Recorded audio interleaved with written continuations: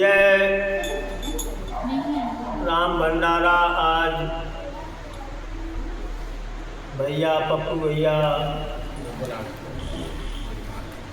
संत राम प्रभाव राम और संत शोभा राम माई और भक्त फूला राम, ये तीन संत भक्तों का ये राम त्यौहार है, राम भंडारा है। तो ये राम त्यौहार राम बढ़त धर्म में हमारे संत के जीवन में बहुत ही श्रेष्ठ राम त्यौहार है।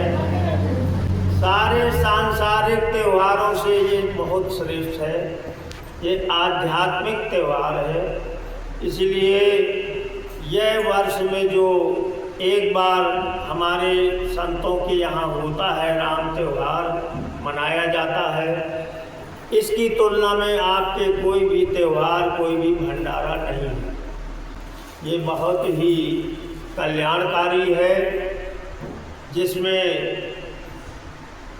जो राम बढ़त धर्म के संत आमंत्रित किए जाते हैं उनके लिए ये जो लाभार्थी संत हैं वो बिल्कुल उनको राम स्वरूप ही मानते हैं कि हमारे यहाँ इस संत रूप में प्रभु राम ही हमारे यहाँ आए हैं हमारा कल्याण करने।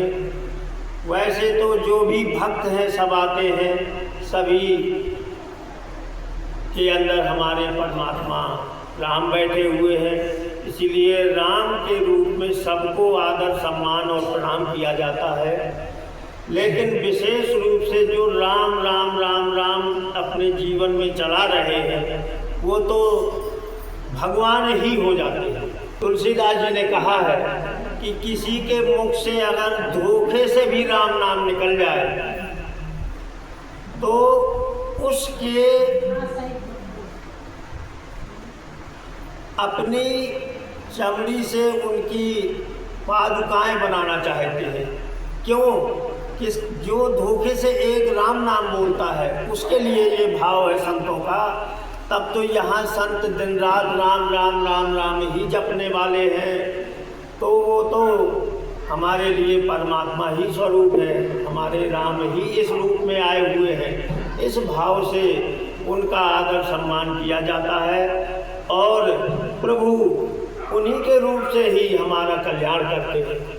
पति पत्नी है, न कोई माता पिता है, यहाँ सब उस परम पिता परमात्मा राम की संतान है, सब समान है, सब राम के हैं और राम सबके हैं। इस भाव से भंडारा जब तक है तब तक ये नियमों का पालन किया जाता है। इसलिए जब तक हमारे ये राम भंडारा का कार्यक्रम है, यहाँ सब जो है आध्यात्मिक रूप से ही है, सब जो है प्रभु राम के लिए है। अब देखिए राम राम गाया है तो ये राम राम अवध है हमारी। ये अवध केवल मुंह से उच्चारण करना राम राम नहीं है, ये हृदय की गहराइयों से उस परमात्मा को पुकार रहे हैं, पुकार है। जब ये पुकार की जाती है तो परमात्मा आपको प्रकट प्रकाश रूप में आते हैं, हमसे दूर नहीं है, हम माया में हैं।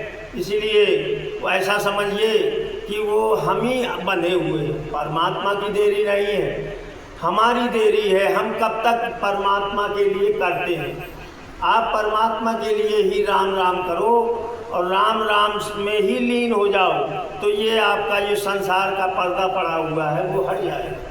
जैसे सूर्य का प्रकाश सब जगह फैल रहा है, अब कोई आँखों में हाथ रख के बंद कर ले आँखें तो क्या सूर्य का प्रकाश दिखाई देगा? नहीं दिखाई देगा, जबकि सूर्य का प्रकाश तो है। और अपने हाथ अगर आँखों से हटा दोगे तो दिखाई देगा। तो ऐसे ही आप अपने ही द्वारा बंधे हुए हैं इस अंधकार में, उसको हटाने के लिए आपका एक ही साधन है राम राम, और इसके अलावा कुछ नहीं है। उसी राम के लिए आप समर्पित होकर के और राम राम गाइए। ये समझ लो कि राम नाम में हमारे सभी देवता हैं, सारे ब्रह्मांड के देवी देवता जो भी हैं सब राम में है। इसलिए हमें अनेक में नहीं जाना है, एक में आना है। और एक के लिए केवल वही राम नाम और राम नाम की ही जय है। तो उसमें राम राम की जय ये बोलते हैं ना। तो अब इसके बाद कुछ भक्त अज्ञानतावश और भी जय, देवी देवताओं की जय बोलने लगते हैं, जैसा चल रहा है संसार में। तो वो करने की जरूरत नहीं है, वो अनेक में पहुंच जाना है। अब हमारा सच्चा समर्पण जब एक राम में होगा तो राम नाम का ही जप होगा, राम राम की ही जय होगी, राम राम की ही पूजा होगी। क्योंकि राम नाम में कलयुग में हमारे परमात्मा की जितनी भी शक्ति है, सारी शक्तियाँ, सारे देवी देवताओं की शक्तियाँ, वो सब प्रत्यक्ष रूप से रा और माँ राम नाम 2 अक्षर में इस समय प्रत्यक्ष स्थापित है। वो स्वयं है इसी में। अब इसके अलावा आप स्वयं अभी उनकी किसी देवी देवता की आप फोटो में चले जाओ या मूर्ति में चले जाओ, है उनका भी प्रकाश, सब जगह प्रकाश उन्हीं का, कोई ऐसी जगह नहीं है। लेकिन जो पावर उन्होंने राम नाम में स्वयं परमात्मा ने ही प्रकट कर दिया है।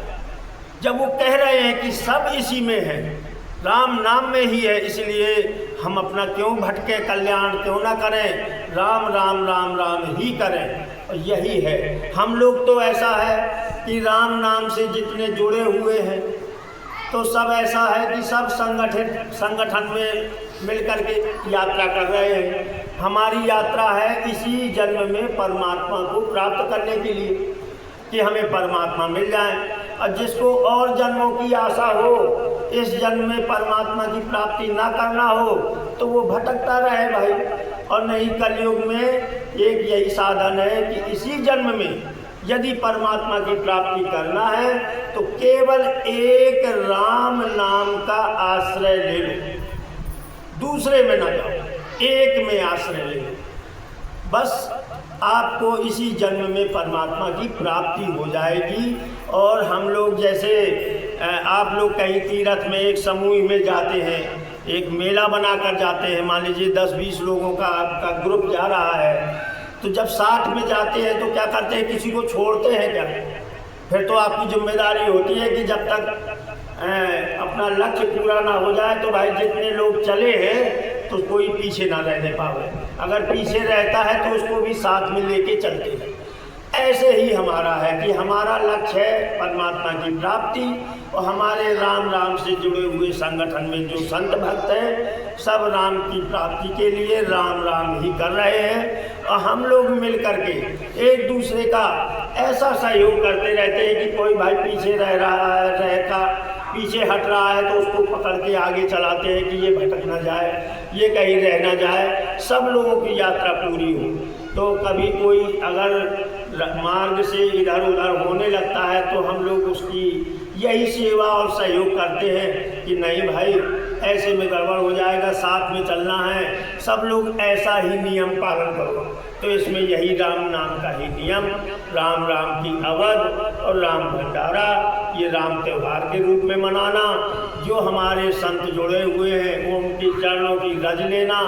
ये रज लेने से क्या मिलता है? अपना अहंकार अभिमान मिटता है। और जब तक आपके अंदर अभिमान है तो वो भी परमात्मा की प्राप्ति नहीं होने देता। इसलिए हमें अपने वैभव का, जात पात का और पद का, कोई भी प्रतिष्ठा का अभिमान है तो वो अभिमान मिटाना पड़ेगा, तभी मिलेंगे। तो ये भी मिटाने का प्रयास रहता है कि भाई अपने अंदर से अभिमान हटा दो, छोटे से छोटा बन जाओ, क्योंकि यही मार्ग हमें ले जाएगा परमात्मा तक। और यदि हम बड़े बने रहेंगे, अभिमान लिए रहेंगे, तो परमात्मा से हम दूर होते जाएंगे। इसीलिए यहाँ कोई भेदभाव नहीं है। राम राम जपने वाले को राम रूप ही मानते हैं, उनके चरणों को पखारते हैं। इससे हमारा सारा अभिमान मिटता है, परमात्मा की कृपा होती है और हम परमात्मा के लायक बनने लगते हैं। तो ये है, अगर हम अन्य जगह अलग अलग जगह जा रहे हैं। सोचो अगर कोई इतने में भी अभी ये मान रहा है कि भैया राम नाम पकड़ लिया है, राम नाम का आश्रय मिल गया है और अभी हमें ये देवी देवता ये भी जरूरी है, ये कर्मकांड भी जरूरी है, तो आप अज्ञानता में हैं। आपको अच्छा लगे या बुरा लगे, आपको वो प्राप्ति नहीं हो पाएगी यदि आप अनेक जगह भटकते रहेंगे और सबको त्याग देंगे। केवल सर्वधर्मान परित्यज्य मामेकम शरणं व्रज, तो अहम त्वाम सर्व पापेभ्यो सबसे मोक्षयिष्यामि, माने मैं सारे पापों से तुमको मुक्त कर दूंगा, लेकिन सब सहारे छोड़ दो। यदि और सहारा पकड़े रहोगे तो नहीं होगा। अगर मेरी शरण में आना है तो सारे सहारे छोड़ दो। तो यही सहारा छोड़ना पड़ते हैं। केवल एक राम पर विश्वास तो करो। जिस दिन आप राम नाम से बड़ा किसी को नहीं मानेंगे, राम नाम के अलावा कोई दूसरा सहारा नहीं मानेंगे, उसी समय तत्काल आपको प्रमाण मिलेंगे। और ना मिले तो कहना, और नहीं मिल रहे हैं फिर शिकायत कर रहे हो कि हमें ऐसा नहीं हो रहा है, हम इतने दिन से राम राम जप रहे हैं। तो कमी आपकी है, ना हमारी है, ना परमात्मा की है। कमी आपकी है, कहीं ना कहीं आपका सहारा लगा हुआ है। कोई भी छोटा सा सहारा लिए हो, लेकिन सहारा है।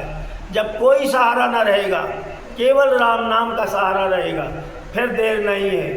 तो बिल्कुल पल भर की देर नहीं है, बताइए सब, है ना।